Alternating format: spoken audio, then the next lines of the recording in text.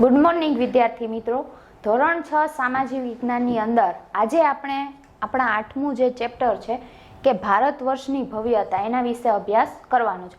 હવે ભારત વર્ષની ભવ્યતા, તો આપણો જે ભારત દેશ છે એ ખૂબ જ સમૃદ્ધિવાળો દેશ છે અને સૌથી જૂનામાં જૂનો કે પ્રાચીનતમ જે આપણી જૂનામાં જૂની સંસ્કૃતિ છે, તો એ સંસ્કૃતિને લીધે કે આપણા દેશની અંદર કે ઘણું બધું એવું ભવ્ય કે વિશાળ છે કે જેનાથી પ્રેરિત થઈને આપણને ખબર છે કે બહારથી પણ ઘણા બધા લોકો કે જેમ આવ્યા હતા કે આપણા દેશમાં વેપાર કરવા માટે, અને જે આપણા દેશની અંદર કે કંઈક એવી સમૃદ્ધિ અને ખાસિયત એટલી બધી છે કે જેનાથી કે જે બહારના લોકો છે આપણા ભારત દેશની અંદર આકર્ષાય છે. તો આજે આપણે એ જ વાત કરવાની કે આપણો જે ભારત દેશ છે આટલી બધી વિભિન્ન સંસ્કૃતિ, પછી અલગ અલગ ધર્મો ભાષાઓથી જે છે, તો એ ભાષાઓ અલગ અલગ ધર્મોથી કે જે પરિચિત છે, તો એની જે આખી ભવ્યતા છે અને આપણો જે ભવ્ય પ્રાચીનતમ જૂનો જે વારસો છે તે કયો છે, તો એના વિશે આજે આપણે જોવાનું છે.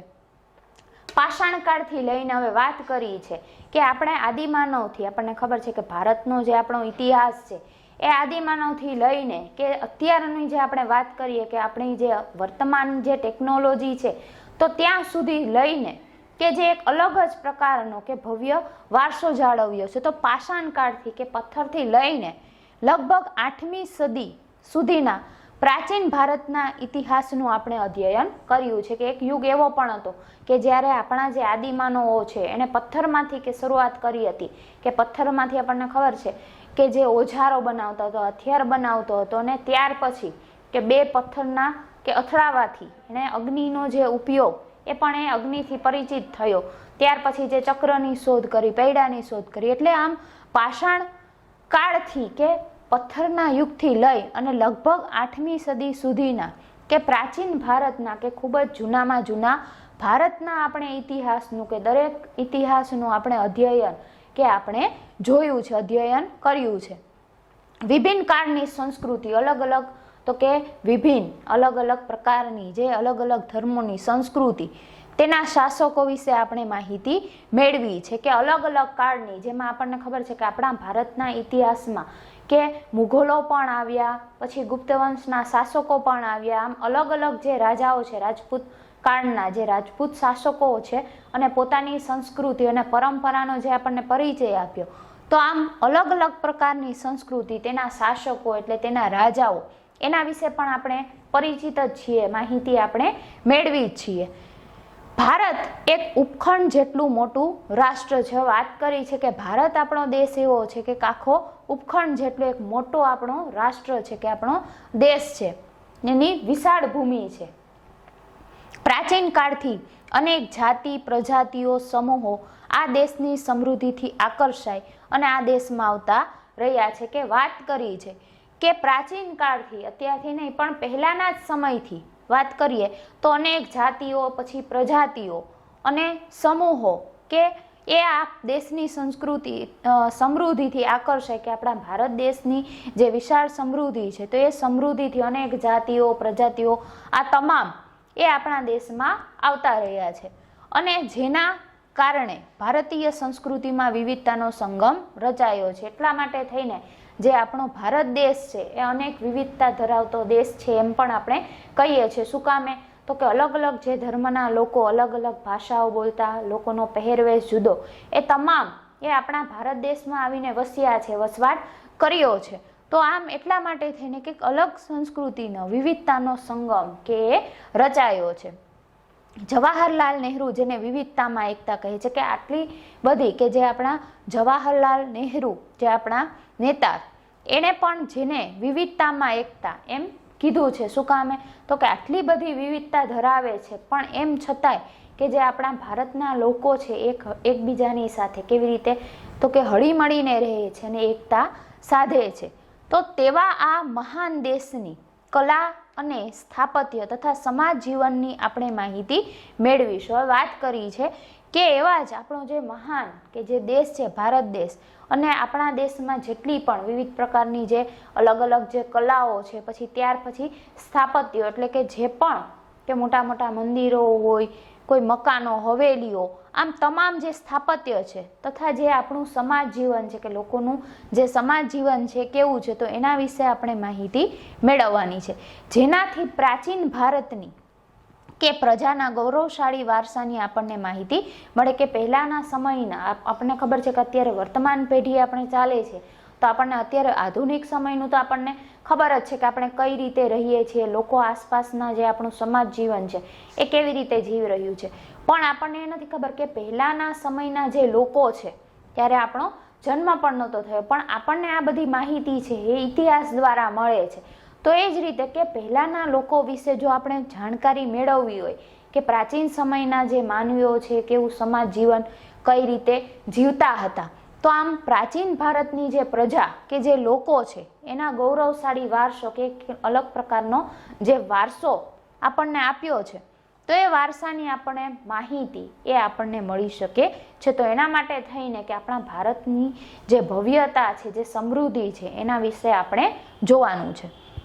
હવે છે પ્રાચીન ભારત અને ખેતી. વાત કરી છે કે પહેલાના સમયની અંદર આપણને ખબર છે ખેતી તો અત્યારે આપણે વર્તમાન સમયમાં પણ કરીએ જ છીએ, ખેડૂતો છે એ ખેતી કરે જ છે, પણ પ્રાચીન ભારત અને ખેતી કે પહેલાના સમયનું જે ભારત અને જે ખેતી થતી, તો એ ખેતી કઈ રીતે થતી, તો આપણે આપણા દૈનિક જીવનની મોટા ભાગની ખોરાક માટેની તેમજ વપરાશની વસ્તુઓ આપણને ખેત પેદાશોમાંથી મળે છે. હવે અહીંયા વાત કરી છે કે આપણા દૈનિક કે જે રોજબરોજનું આપણું જીવન છે અને જે આપણે ખોરાક લઈએ છીએ, જેમ કે શાક, રોટલી, દાળ, ભાત જે આપણા રોજિંદા ખોરાકમાં લઈએ છીએ, પછી ક્યારેક ફરતું વાનગીઓ હોય છે પણ આપણે ખાઈએ છીએ, તો આ જે તમામ મોટા ભાગનો જે આપણે ખોરાક લઈએ છીએ, તો એ ખોરાક આપણને શેમાંથી મળે છે, અનાજ શેમાંથી થાય, તો આપણને ખબર જ છે કે ખેતીમાંથી થાય છે.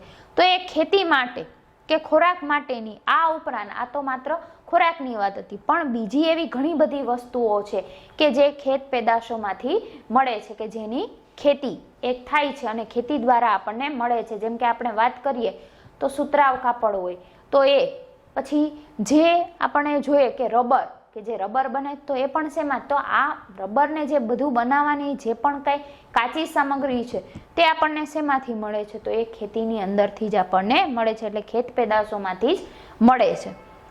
ખેતીની શરૂઆત પ્રાચીન ભારતમાં થઈ હતી, એટલે ખેતી જે છે એ આપણા ભારત દેશનો જે લોકોનો કે જે રોજબરોજનો જીવન નિર્વાહ ઉપર જે આધાર રાખે છે, તો એ ખેતી જે છે એ આજથી લગભગ કે વર્ષો પહેલા કે ખૂબ જ જૂના સમયની અંદર કે ભારતમાં થતી જોવામાં આવતી હતી. તે સમયમાં પણ ખેતી માટે વિવિધ ઓજારો અને સિંચાઈની વ્યવસ્થા હતી. જેમ કે આપણને ખબર છે કે અત્યારે વર્તમાન સમય છે, આધુનિક ટેકનોલોજી આવી ગઈ છે, એટલે એના પ્રમાણે અત્યારે જે ખેતી જે કરવામાં આવે છે તો એ ખૂબ જ સહેલાઈપૂર્વક, પણ પહેલાના સમયની અંદર એવું થતું ન હતું.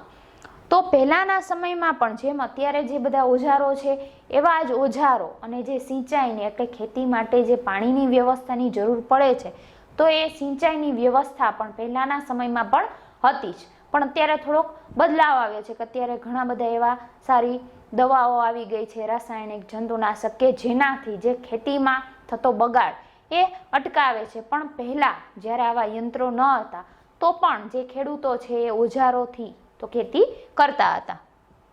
પ્રાચીન સમયમાં ઘઉં, જવ, ડાંગર, જુવાર, બાજરી, તલ, વટાણા વગેરેની ખેતી થતી. હવે વાત કરી છે કે પહેલાના સમયમાં ઘઉં, ત્યાર પછી જવ, ડાંગર એટલે ચોખા, જવ, તો એ જે ઘઉંમાંથી જ આપણને ખબર છે કે જે લીલા કલરના હોય છે ઘઉં જેવા, એને જવ, તો એ પછી ડાંગર એટલે ચોખા, જુવાર, બાજરી, તલ, વટાણા આ વગેરેની ખેતી થતી હતી.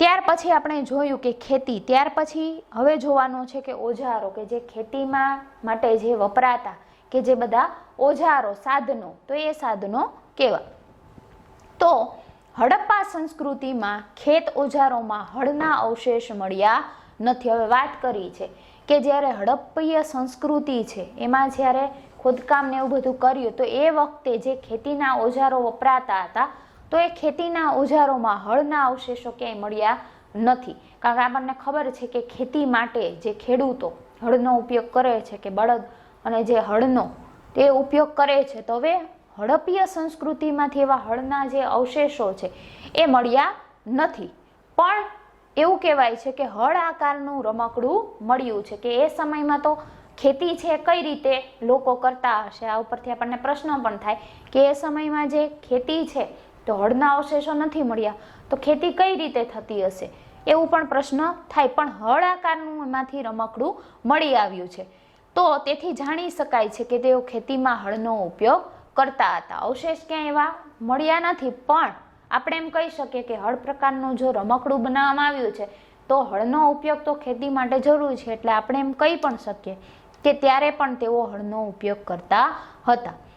આશરે 2500 વર્ષ પહેલાના સમયથી જ ખેતી માટે લોખંડના સાધનોનો ઉપયોગ વધતો જતો હતો. વાત કરી છે કે આજથી લગભગ કે 2500 વર્ષ પહેલા જ્યારે પણ ખેતી એ કરવામાં આવતી હતી તો એ ખેતી માટે પણ કે લોખંડના સાધનોનો ઉપયોગ કે જે ખેતી માટે વાપરવામાં આવે છે તો એનો ઉપયોગ પણ એ સમયમાં વધતો જતો હતો. તેમાં જંગલોને સાફ કરવા માટે કે જે કુહાડીઓ, પછી હળના ફણા કે જે હળને જોડવા માટે આવે છે કે ફાલ, એનો પણ સમાવેશ થાય છે. આ ઉપરાંત દાતરડું, કુહાડીથી તેઓ પરિચિત હતા. હવે આપણને ખબર છે કે ખેતી માટે જે જરૂરી વાપરવામાં આવતા ઓજારો, તો એક તો આપણને ખબર છે કે આપણે હળ જોયું જ છે કે ગામડામાં જ્યારે ખેડૂત છે એ બળદને બાંધી અને જે લાકડાથી બનાવવામાં આવતું હોય એ હળ આપણે જોયું જ છે કે દરેક એનાથી પરિચિત જ છીએ. તો બે જે બળદ હોય એને વચ્ચે જે હળ રાખી અને ખેતીમાં એ ઉપયોગ થતો તો એવું.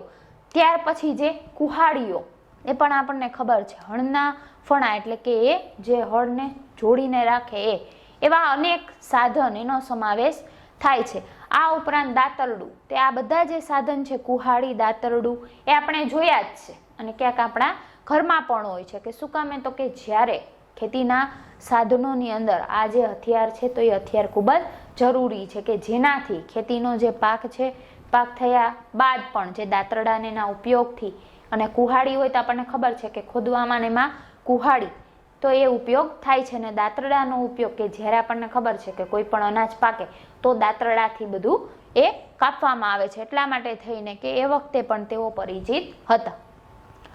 ત્યાર પછી ઓજારો પછી આવે છે સિંચાઈ. હવે સમૃદ્ધ ગામડાઓ વગર રાજાઓ અને તેમના રાજ્યનું ટકી રહેવું ખૂબ મુશ્કેલ હતું. વાત કરી છે કે કોઈ પણ કે જે ગામડું હોય છે તો એ ગામડામાં કે ગામડાઓ વગર કે રાજાઓ અને રાજ્યનું ટકી રહેવું મુશ્કેલ હતું. કારણ કે આપણને ખબર કે કોઈ પણ ગામ હોય, એમાં જો વ્યક્તિ જ ન હોય તો એકલું માત્ર રાજા હોય તો એ શું કરે, એટલે આમ ગામડાઓ કે સમૃદ્ધ ગામડાઓ વગર જે રાજાઓ છે કે ગામડાની જે પ્રજા વગર રાજ્યનું અને રાજાઓ એનું ટકી રહેવું કે ખૂબ મુશ્કેલ હતું. તે જે રીતે ખેતીના વિકાસ માટે નવા સાધનો અને ધરુરોપણ મહત્વપૂર્ણ પગલાં હતા, તો એવી જ રીતે કે હવે ખેતીનો જે વિકાસ કે સારામાં સારો વિકાસ કરવો હોય તો એના માટે થઈને કે નવા જે સાધનો છે, નવા જે યંત્રો છે કે ખૂબ જ મહત્વપૂર્ણ પગલાં હતા એ સમયમાં. તો જેમ ઓજારો આપણને ખબર છે કે ખેતી માટે જોઈએ છે, પણ માત્ર ઓજારોથી ખેતી થઈ શકતી નથી. કોઈ પણ અનાજ હોય એને વ્યવસ્થિત રીતના કે એનો સારો પાક લાવવા માટે કે આ બધા યંત્રો પણ જોઈએ. ત્યાર પછી કે પૂરતી પાણી અને સૂર્યપ્રકાશ એ પણ ખૂબ જ જરૂરી છે. જો આ ત્રણ વસ્તુ ન હોય તો કોઈ પણ પાક છે એ ઉગી નીકળે નહીં. એટલે આવી જ રીતે જેમ ઓજારો મહત્વપૂર્ણ છે એવી જ રીતે કે સિંચાઈની વ્યવસ્થા પણ, કે ખેતીની અંદર જે પાણી છે તો એ પાણીની સિંચાઈ વ્યવસ્થા પણ ઘણી બધી ઉપયોગી સાબિત થઈ. આ સમયે સિંચાઈ માટે નહેરો, કૂવા, તળાવો તથા કૃત્રિમ જળાશયો બનાવવામાં આવ્યા. કે પાણી વગર ખેતી છે એ ખૂબ જ નકામી છે, અને ખેતીની અંદર કોઈ પણ પાક હોય તો આપણને ખબર છે કે એમાં ભરપૂર પાણી જોઈએ છે.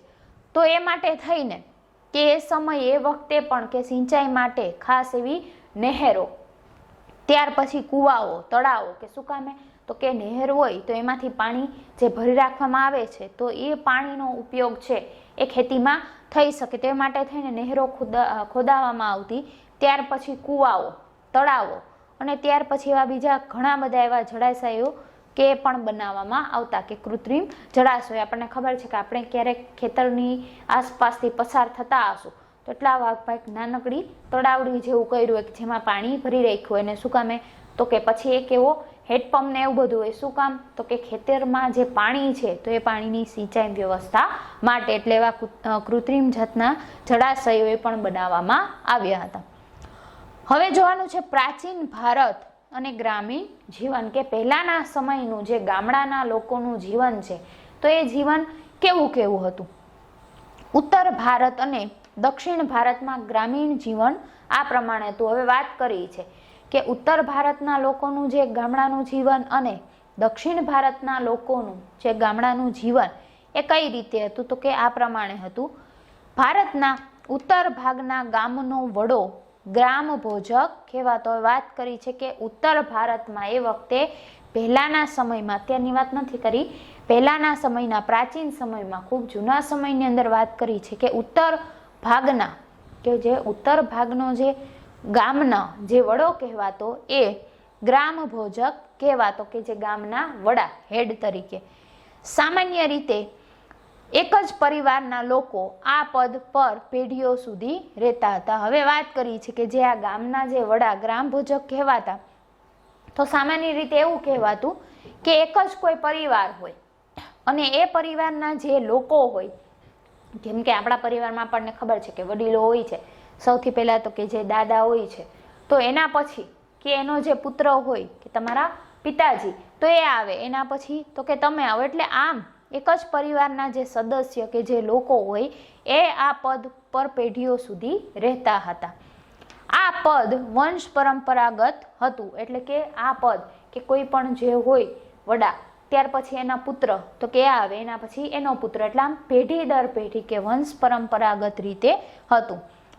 ગ્રામ ભોજક મોટા ભાગે ગામનો સૌથી મોટો જમીન માલિક હતો. હવે આ ગામનો વડો એ કેવું કહેવાય, તો કોઈ પણ ગામની જેટલી વસ્તી હોય, 1000 કે 1500 કે 2000 ની વસ્તી હોય, અને એમાંથી કે એક એવા વ્યક્તિ હોય કે જેની પાસે વધારે પડતા પૈસા હોય, એની પાસે જમીન એ વધારે હોય, અને જે જમીનનો માલિક હોય તો એ જ ગામના વડા એ કહેવાતા હતા, જેને ગ્રામ ભોજક તરીકે ઓળખાતા. એટલે એ ગામનો સૌથી મોટો જમીન માલિક કહેવાતો, કે તેની પાસે ઘણી બધી જમીનો હોય ને ખૂબ પૈસે ટકે, કે એની પાસે આવક વધારે હોય.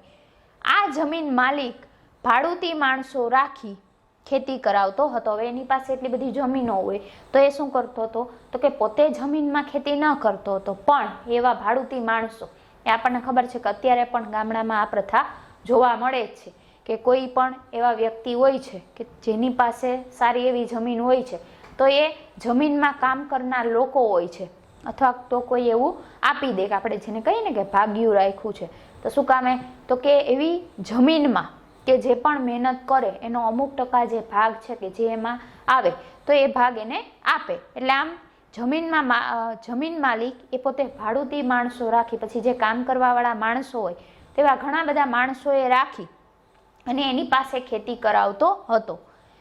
રાજા પણ ગામડાના કરવેરા ઉઘરાવવાનું કાર્ય તેમને સોંપતા. કોને સોંપતા?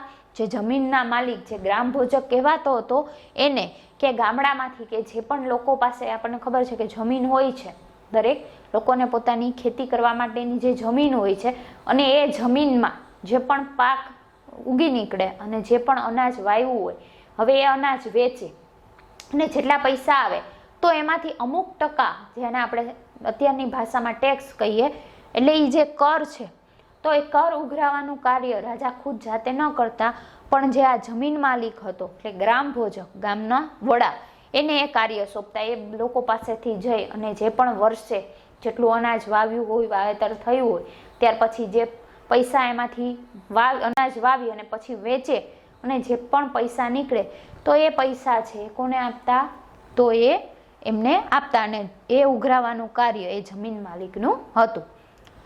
તે કાયદા અને વ્યવસ્થાની સ્થિતિ પણ સંભાળતા. હવે કાયદા, જે આ ગામના જે વડા ગ્રામ ભોજક છે એનું બીજું કાર્ય પણ શું હતું, તો તે કાયદા અને વ્યવસ્થાની સ્થિતિ પણ, એક સારા એવા કાયદા પણ અને કાયદાના વ્યવસ્થિત રીતે કે જળવાય છે કે નહીં, એટલે વ્યવસ્થાની સ્થિતિ પણ એ પોતે સંભાળતા હતા.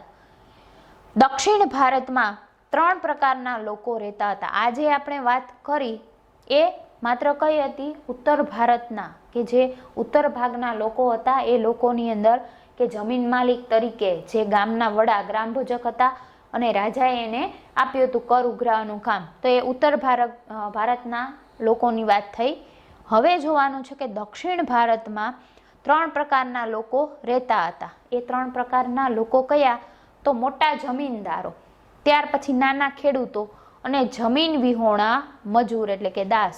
હવે દક્ષિણ ભારતમાં ત્રણ પ્રકારના કયા? એક તો મોટા જમીનદારો, જેમ આપણે ઉત્તર ભારતમાં જોઈ ગયા કે જે ગ્રામ ભોજકો હતા એવા મોટા જમીનદારો કે જેની પાસે ઘણી બધી જમીનો હોય અને એમની પાસે ખૂબ અડકળ પૈસા હોય. ત્યાર પછી એનાથી મધ્યમ વર્ગના નાના ખેડૂતો કે એની પાસે પોતાની એક જ જમીન હોય પણ પોતાની હોય, એટલે આમ એનાથી થોડાક મધ્યમ વર્ગના નાના ખેડૂતો.